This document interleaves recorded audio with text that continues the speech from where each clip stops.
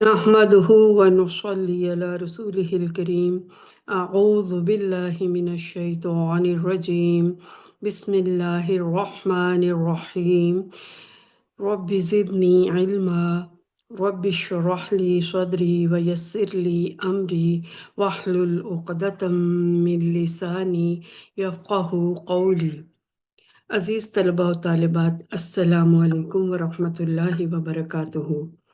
آسان تجوید کلاس میں آپ سب کو خوش آمدید۔ آج ہمارے پاس چند چھوٹے چھوٹے مگر بڑے اہم موضوعات ہیں جن کو ہم باری باری ڈسکس کریں گے۔ تو آئیے آج کے سبق کا آغاز کرتے ہیں۔ سب سے پہلے ہم دیکھتے ہیں حروف مقطعات کیا ہیں اور ان میں مد کب ہوگی۔ مقطعات جو لفظ ہے یہ قطع سے نکلا ہے، اور قطع کرنا کہتے ہیں کاٹ دینے کو یا الگ الگ کر دینے کو۔ قرآن مجید میں کچھ ایسے حروف موجود ہیں جن کو ملا کے نہیں پڑھا جاتا، بلکہ ان کو قطع کر کے الگ الگ کر کے کاٹ کاٹ کے پڑھا جاتا ہے، یعنی ایک ایک کر کے پڑھا جاتا ہے۔ ان کو حروف مقطعات کہتے ہیں۔ ان کے معنی کسی کو معلوم نہیں ہے سوائے اللہ تعالیٰ کے، اور یہ تعداد میں 14 حروف ہیں جن کا مجموعہ بنا دیا گیا ہے تاکہ آسانی سے یاد کیے جا سکے۔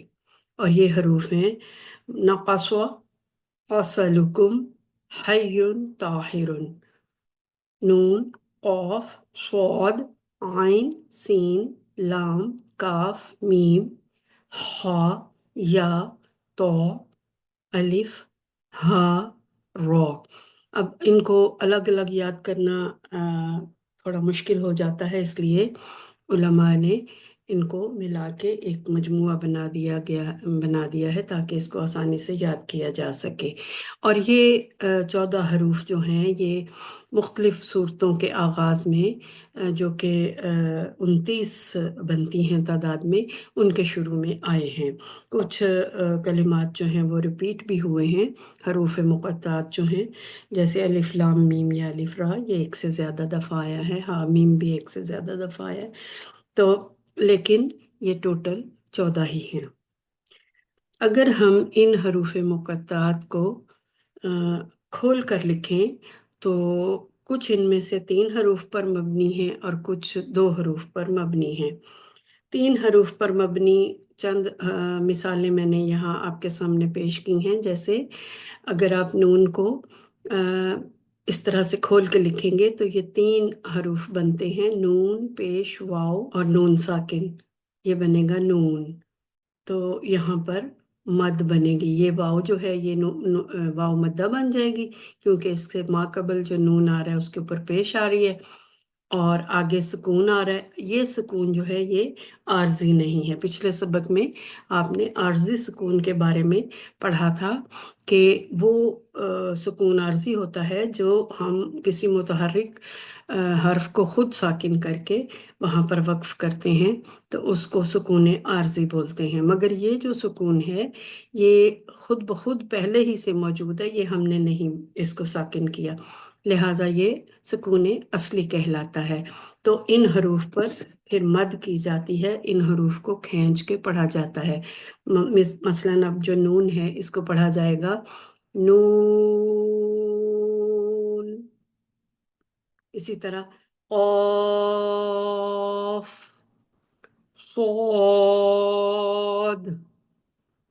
تو یہ جو 3 حروف پر مبنی حروف مقطعات ہیں وہ ہیں ٹوٹل 8، جو کہ نقص، اصلکم، ان کو الگ کر دیا گیا ہے، یعنی کہ نون، قاف، صاد، عین، سین، لام، کاف اور میم، یہ کل 8 حروف بنتے ہیں۔ اور ان کو ادا کرتے وقت ہم بڑی مد کریں گے، یعنی اس کو کھینچ کر پڑھیں گے، اور یہ بڑی مد جو ہے یہ چونکہ سکون لازم اس کے اندر آ جاتا ہے، لہٰذا یہ ہماری 6 حرکات پر مبنی طول مد ہوتی ہے۔ اس کے بعد 2 حروف پر مبنی جو حروف ہیں وہ ہیں 5 اور وہ ہیں ہا، یا، تو، ہا اور رو۔ تو یہ 5 حروف جو ہیں، یہ اگر ہم ان کو کھول کے لکھیں تو ہا زبر الف ہا، یا زبر الف یا، تو زبر الف تو، اسی طرح یہ 5 حروف بنیں گے۔ تو یہ چونکہ آگے پھر سکون نہیں موجود اس کے محل مد تو اس میں موجود ہوتا ہے، آگے سبب موجود نہیں ہوتا، لہٰذا اس وجہ سے ان پر چھوٹی مد یعنی قصر مد کی جاتی ہے۔ اس کو بس تھوڑا سا کھینچا جاتا ہے 2 حرکات کے برابر، ہا، یا، تو، ہا، رو وغیرہ۔ لیکن اگر ہم ان دونوں کو اکٹھا ملا کے پڑھیں گے تو پھر یہ ہا میم، یہ اس طرح سے ہوگا، ٹھیک ہے۔ تو اگر یہ جو ہے نون کا میں نے آپ کو بتا دیا، قوف کا بھی بتا دیا، صاد کا بھی بتا دیا، تو اگر ہا اور میم کو ہم ملا کے پڑھتے ہیں تو کیسے پڑھیں گے؟ ہا، ہا میم، اور یہ جو 3 حروف مل گئے ہیں، عین سی او، یہاں پر آئین جب ہم ادا کرتے ہیں تو آخر میں چونکہ نون ساکن آتا ہے، اور نون ساکن کے بعد فوراً ہم نے سین کو پڑھنا ہے، تو یہاں پر اخفا کا غنہ ہوگا۔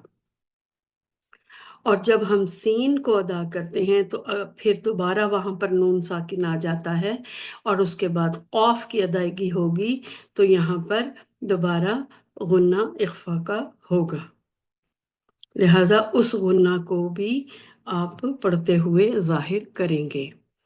عین سین قاف، جو میں نے ناک میں لے جا کے خیشوم میں آواز کو لے جا کے تھوڑی دیر کے لیے ٹھہرایا، وہ غنہ کی آواز تھی۔ البتہ یہ جو ہے ہا، میم، یاسین، ان میں کوئی غنہ نہیں ہوگا۔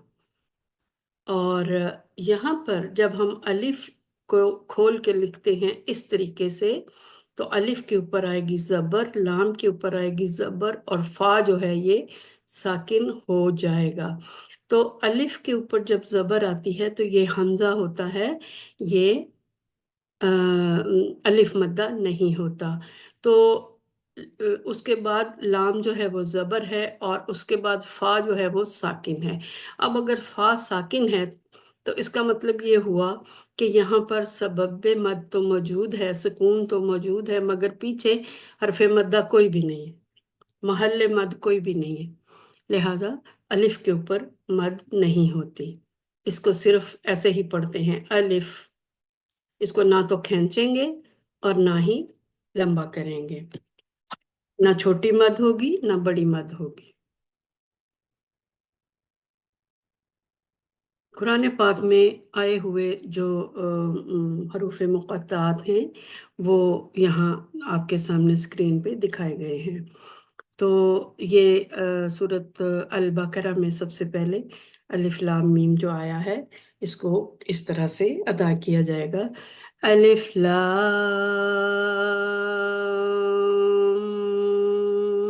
میم، ان کو کھول کر بھی لکھا ہوا ہے الف لام، یہ میم ساکن آ گئی لام لکھتے ہوئے، یہ لام کے بعد جو الف آ رہا ہے، لام کے اوپر زبر اور الف، یہ الف مدہ بن گیا۔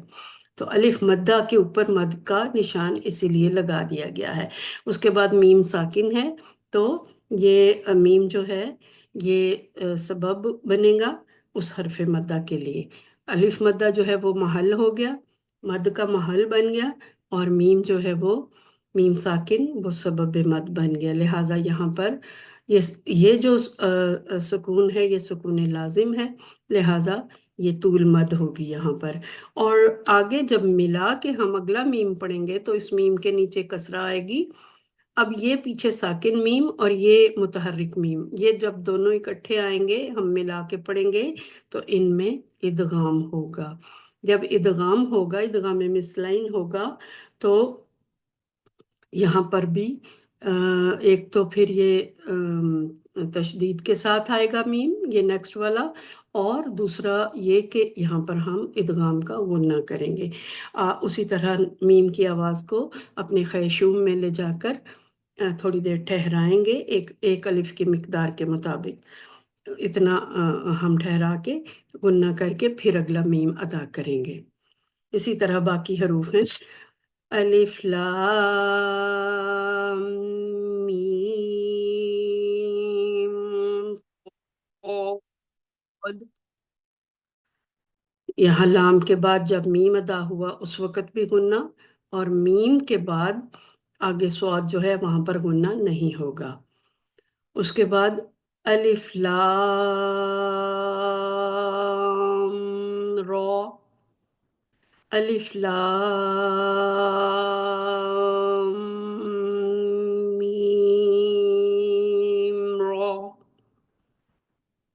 تو اسی طرح باقی سارے کلمات جو ہیں ان کو بھی ایک ایک کر کے ادا کیا جائے گا۔ اس کے بعد ہم اگلا ٹاپک دیکھتے ہیں، رموز اوقاف۔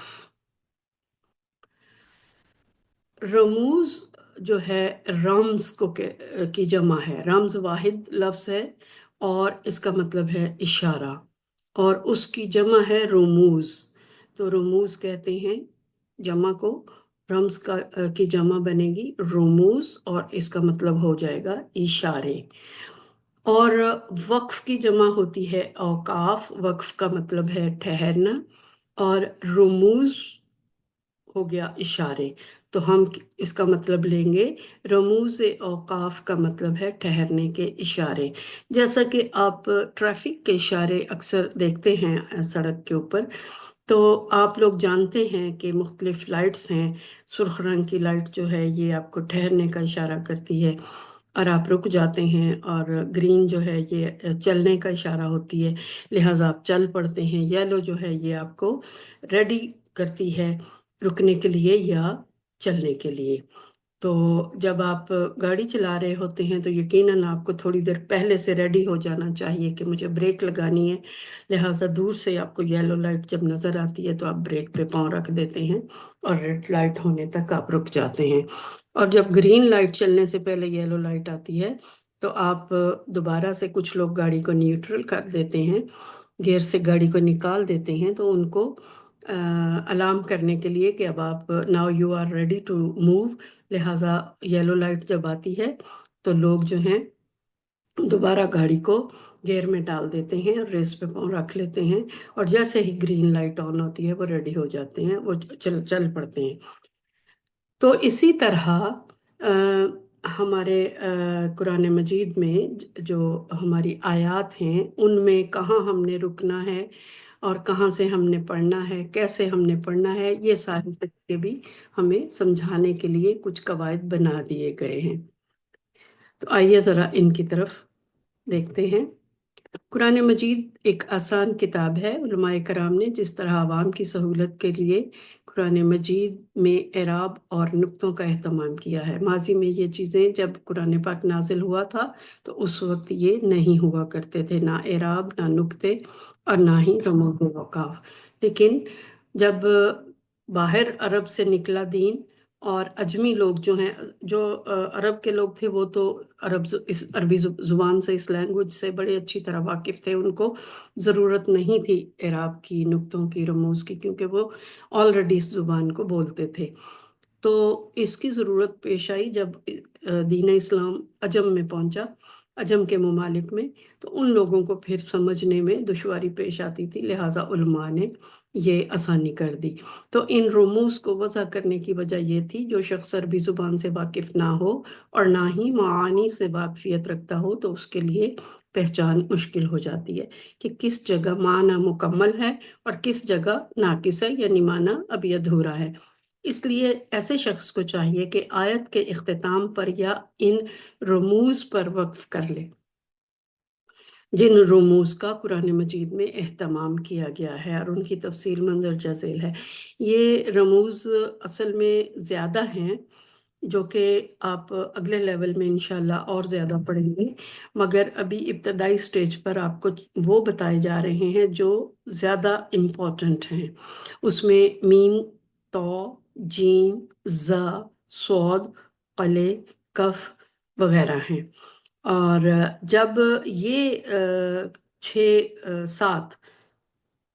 سات جو علامتیں ہیں، میم، تو، جیم، زا، صاد، قلے، کف، یہ جب آئیں یہاں پر آپ اس کے علاوہ جب آیت کا گول نشان آتا ہے، جہاں پر آیت مکمل ہوتی ہے وہاں بھی آپ وقف کر سکتے ہیں، اور اس آیت کے علاوہ یہ جو 7 مقامات ہیں یہاں پر بھی آپ وقف کر سکتے ہیں۔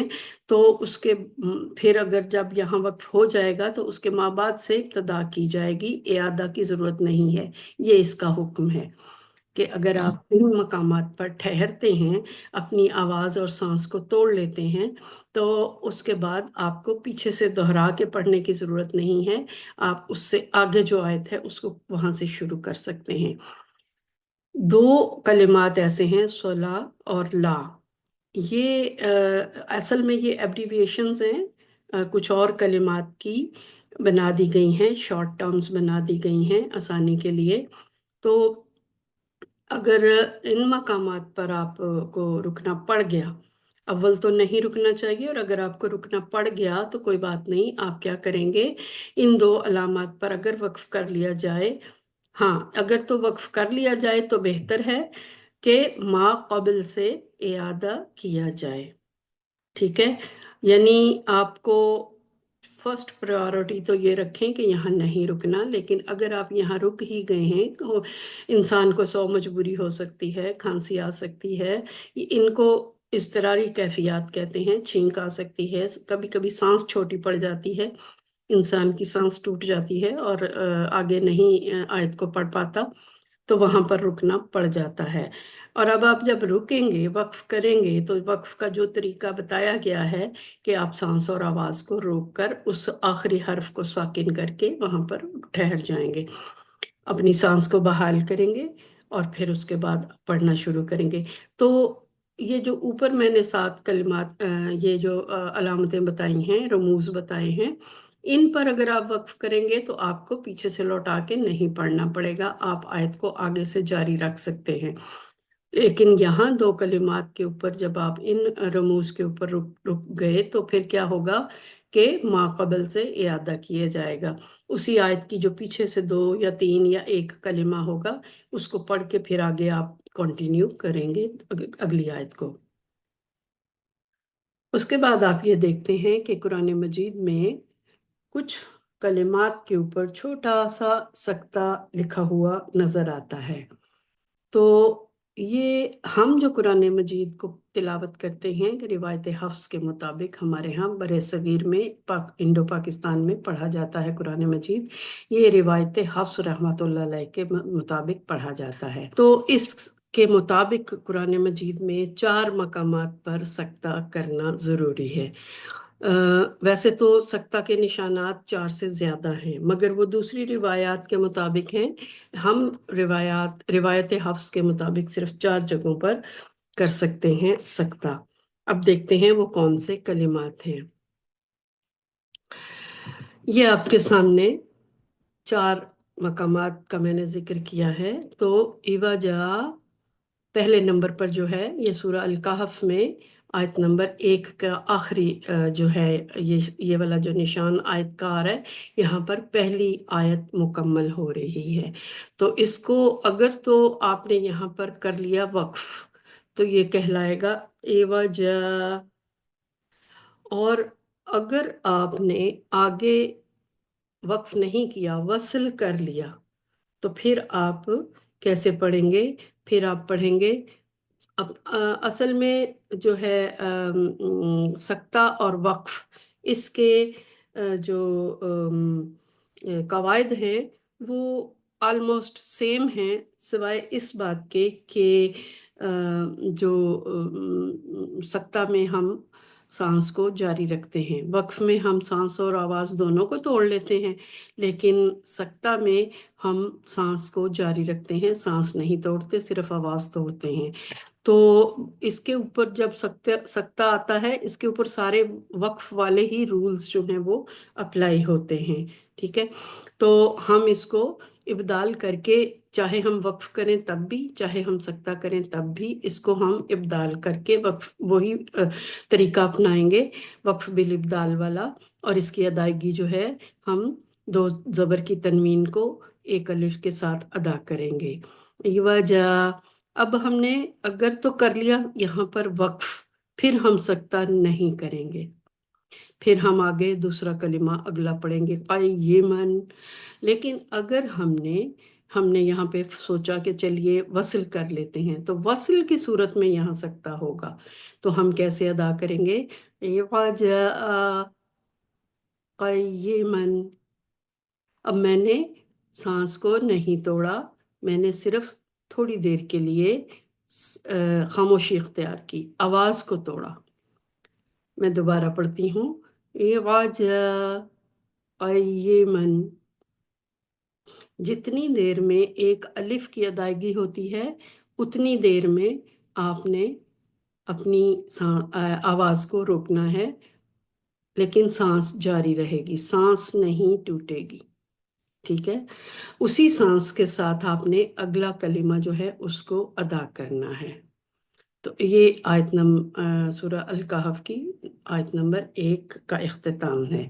उसके बाद जो दूसरी मिसाल है वो सूरत यासीन आयत नंबर 52। उसमें ये आयत मुकम्मल नहीं है, बल्कि ये आयत के दरमियान में एक रमूज औकाफ में से एक रमज मीम है। आप चाहें तो यहाँ भी वक्फ कर सकते हैं, और अगर ना वक्फ करना चाहें तो मिला के वसल करके पढ़ सकते हैं। अब अगर आपने यहाँ पर कर लिया वक्फ, आपका दिल चाहा कि मैं यहाँ वक्फ कर लेता हूँ या कर लेती हूँ, तो क्या है कि आप उसको पढ़ेंगे मरक़दिना।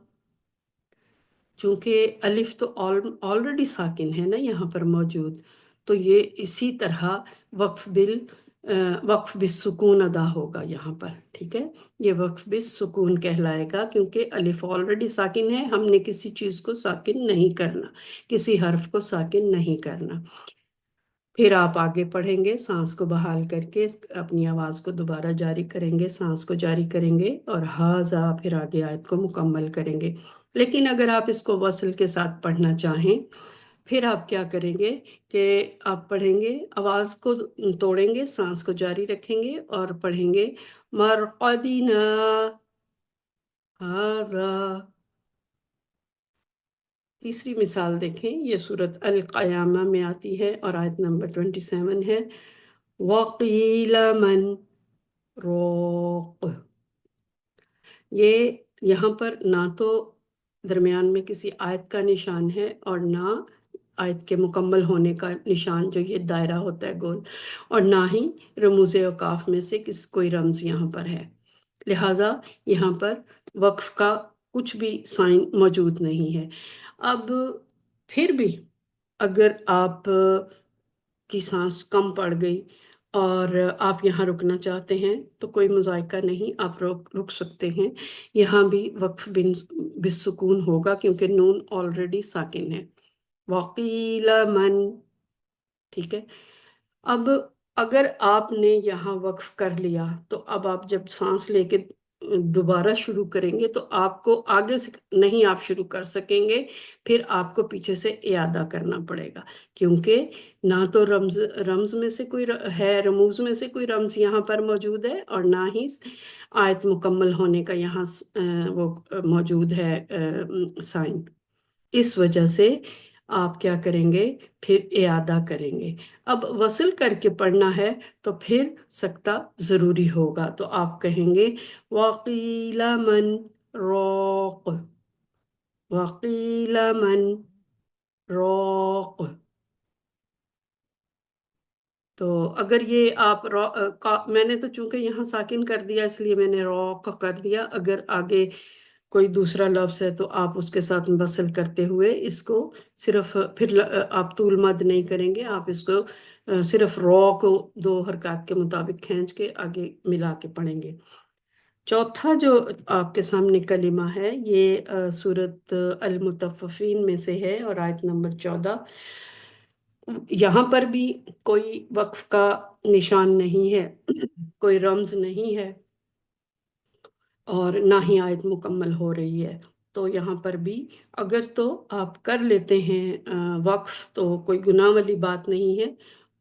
لام جو ہے وہ خود سے پہلے ہی ساکن ہے، تو آپ کلا بل سانس بھی توڑ دیجئے، آواز بھی توڑ دیجئے، اور پھر اعادہ کرتے ہوئے پیچھے سے کلمہ کو دہراتے ہوئے پھر دوبارہ وصل کریں گے۔ تو اب وصل کرتے ہوئے سکتہ کرنا ضروری ہوگا۔ کلا بل رونا، کلا بل رونا۔ تو یہ جو تھوڑا سا میں نے پوز لیا، اس پوز کو سکتہ عربی زبان کے اندر کہا جاتا ہے، اور شرط یہ ہے، یاد رکھیے کہ آپ آواز کو توڑیں گے، سانس کو نہیں توڑیں گے، سانس جاری رہے گی۔ اب قرآن مجید میں کچھ ایسے کلمات ہیں جو پڑھتے ہوئے ان کا جو آخر میں الف آتا ہے وہ نہیں پڑھا جاتا وصل کی صورت میں، لیکن اگر ہم وہاں پر وقف کر لیں تو پھر وہاں اس الف کو ہم پڑھتے ہیں۔ وہ کون سے حروف ہیں؟ وہ یہ 7 کلمات ہیں۔ پہلے نمبر پر ہے لیکن، اگر یہاں وقف کریں گے تو یہ الف پڑھا جائے گا جو نون کے بعد آخر میں آ رہا ہے۔ اگر آپ وقف نہیں کرتے، وصل کرتے ہیں، تو پھر یہ صرف لیکن اتنا پڑھا جائے گا۔ اسی طرح دوسرا جو ہے وہ ہے اظنون، اور اگر آپ یہاں پر وقف نہیں کرتے تو آپ صرف اظنون، اور وقف کی صورت میں الف جو ہے وہ پڑھیں گے۔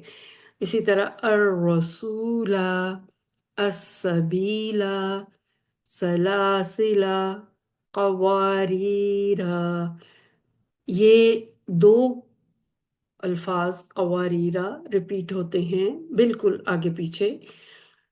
پہلا یہاں ساتھ جو لکھا گیا ہے، پہلا جب قواریرہ آتا ہے تو آیت مکمل ہو جاتی ہے، یہ غالباً سورت الدہر میں آتا ہے۔ اور کیا ہے کہ پہلا قواریرہ جب آتا ہے تو ادھر آیت مکمل ہوتی ہے، اور پھر اس کے بعد جو اگلی آیت شروع ہوتی ہے تو فوراً پھر پہلا لفظ جو ہے وہ قواریرہ ہی ہوتا ہے۔ تو اگر تو آپ وقف کر لیتے ہیں تو پھر تو یہ الف ادا ہوگا، قواریر۔ اور اگر آپ وقف نہیں کرتے تو پھر آپ الف ادا نہیں کریں گے، پھر آپ پڑھیں گے قواریرہ قواریرہ، اس طرح پڑھ کے آگے آپ اگلی آیت کو جاری رکھیں گے۔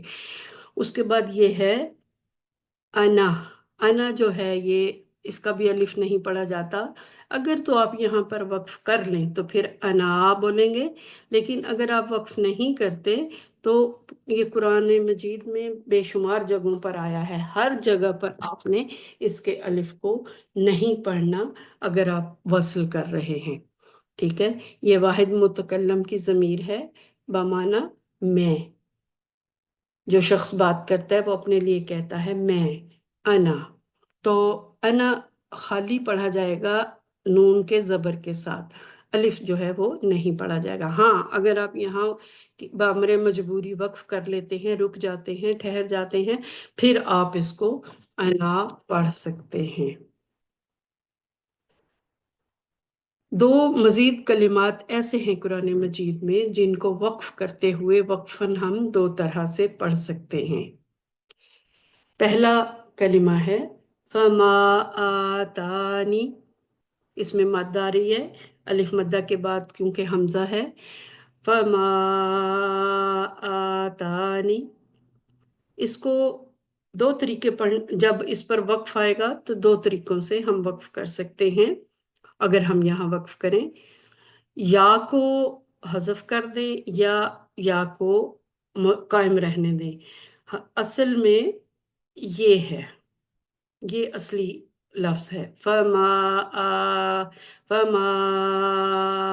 آتانی. یہ مد جو ہے نا، یہ غلط جگہ پہ لگ گئی ہے، یہ فما کے اوپر آنی چاہیے، کیونکہ الف مدہ یہ ہے، یہ الف کے اوپر زبر ہے، کھڑی زبر ہے، یعنی کہ دو حمزہ ہیں، الف نہیں ہے، یہ دو حمزہ ہیں یہاں پر، اس لیے ان کو کر دیا. جو کھڑا زبر جو ہے وہ بھی ایک پورے الف کے برابر ہوتا ہے، تو یہ بھی ہے، ٹھیک ہے. تو فما آتانی. اب یہ جو ساکن جب ہم اس کو وقف کریں گے تو یہ جو تانی ہے، لکھا تو اس طرح جا رہا ہے نا، اس طرح لکھا جا رہا ہے جو ہم ادا کر رہے ہیں، فما آتانی. ہم جب یہ ہو جاتا ہے، یہ اس کی اوریجنلٹی ہے، یعنی کہ اوریجنل اس کی یہ والی فارم ہے، مگر جب ہم وقف کرتے ہیں، یہ نصب میں جاتا ہے تو یہ یا گر جاتی ہے اور صرف زیر رہ جاتی ہے. لہٰذا یہ گرامر کی کچھ وہ ہیں قواعد ہیں جن کے اکارڈنگ ایسا ہوتا ہے. تو اب کیا ہے کہ اگر ہم اس کو اسی طریقے سے پڑھیں گے یا کے بغیر، جو کہ حذف ہو چکا ہوا ہے، تو پھر نون کو ہم ساکن کریں گے، نون کے نیچے جو زیر ہے اس کو حذف کریں گے، نون کو ساکن کر کے ساکن نون کے ساتھ ہم وقف کریں گے، فما آتان. اور اگر ہمارا دل کرے تو ہم جو اوریجنل اس کی یا ہے اس کو قائم کر کے فما آتانی. قرآن مجید میں اس کے اوپر یہ چھوٹی سی یا جو ہے نا وہ سیپریٹ لکھی ہوئی ہے، جب آپ آگے ملاتے ہیں تو فما آتانی اللہ اس طرح سے آگے پڑھتے ہیں. اس کے بعد جو آتا ہے نا کلمہ فما آتانی اللہ، دوسرا جو کلمہ ہے وہ ہے سلاسلہ. یہاں بھی آیا ہے، اس کے بھی دو طریقے ہیں پڑھنے کے. آخری الف جو ہے جس کے اوپر یہ قرآن مجید میں گول چھوٹا سا ایک بنا ہوتا ہے دائرہ، اس کا مطلب یہی ہوتا ہے کہ اس کو آپ نے نہیں پڑھنا. کچھ مصحف کے اوپر یہ اس کے اندر یہ اس طرح سے سائن دیا ہوا ہوتا ہے، کچھ مصحف ایسے ہیں جن کے اندر یہ نہیں ایسا نشان لگا ہوتا. تو اس لیے یہ بات یاد رکھنی ہوگی کہ یہ اس کو ہم نے وصل میں نہیں ادا کرنا، صرف آپ نے اس کو وقف میں ادا کرنا ہے. اس کو بھی یعنی کہ یہ حذف ہوا ہوا ہوتا ہے، تو یہ جو کیا کہتے ہیں حذف الف کے ساتھ اگر آپ اس کو پڑھیں گے تو پھر آپ لام کی زبر کو سکون میں بدل دیں گے، ٹھیک ہے.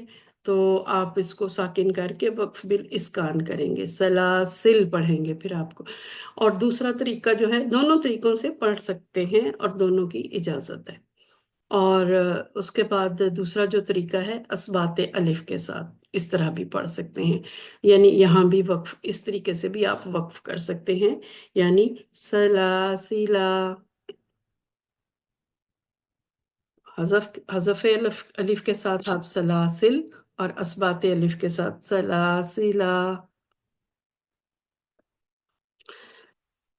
اس کے بعد کچھ مزید کلمات قرآن مجید میں ایسے ہیں موجود جن کا الف جو ہے وہ نہ تو وقفاً اور نہ ہی وصلاً، یعنی کسی صورت بھی نہیں پڑھا جاتا. یہ گرامیٹیکلی لکھے تو جاتے ہیں یہ الف، لیکن ان کو بولا نہیں جاتا. تو یہ ٹوٹل جو ہیں وہ 21 کلمات ہیں، اور ان سب کو بھی آپ یاد رکھیں. کچھ تو وہی میں نے بات پہلے بھی عرض کی کہ کچھ مصاحف ایسے ہیں جن کے اوپر یہاں الف جو نہیں پڑھا جائے گا اس کے اوپر لکھ دیا جاتا ہے، چھوٹا سا ایک دائرہ سا بنا دیا جاتا ہے، اور کچھ میں نہیں لکھا گیا ہوتا. لہٰذا یہ یاد رکھنا پڑے گا. اگر مصحف میں لکھا ہو پھر تو آسانی ہو جاتی ہے، دائرہ بنا ہو تو پتہ چل جاتا ہے کہ یہاں الف جو ہے یہ آخری والا نہیں پڑھا جائے گا، لیکن اگر ایسا نہ ہو تو پھر پڑھنا پڑے گا، سوری پھر یاد رکھنا پڑے گا، ٹھیک ہے۔